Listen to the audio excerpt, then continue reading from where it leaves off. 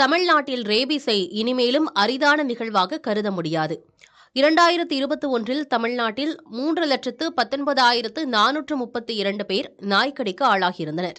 2024 இந்த எண்ணிக்கை 4,80,483 அதிகரித்துள்ளது.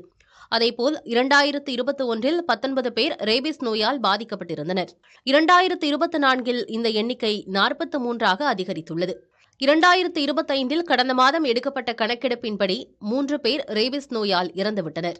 77,540 பேர் நாய்க்கடிக்கு ஆளாகினர்.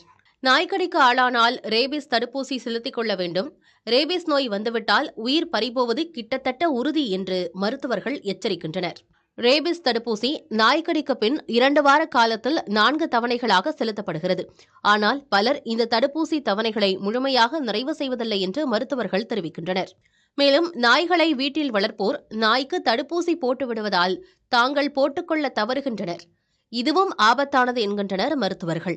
2024 ரேபீஸால் இறந்த 43 பேரில் 22 பேர், அதாவது சரிபாதி பேர் தடுப்பூசி செலுத்திக் கொள்ள தவறியவர்கள் என்று பொது சுகாதார அதிகாரிகள் தெரிவிக்கின்றனர். நாய்க்கடிக்கு ஆளானவர்கள் அனைவரும் ரேபீஸ் தடுப்பூசி செலுத்திக் கொள்வதை உறுதி செய்ய மருத்துவமனை பணியாளர்கள் மற்றும் பொது சுகாதார அதிகாரிகளுக்கு அரசு அறிவுறுத்தியுள்ளது. ஆனால் தெருநாய் பிரச்சினைக்கு முழுமையான தீர்வு என்ற இடத்தை நோக்கி அரசு செல்ல வேண்டும் என்ற குரல்கள் தமிழ்நாடு முழுவதும் கேட்கின்றன.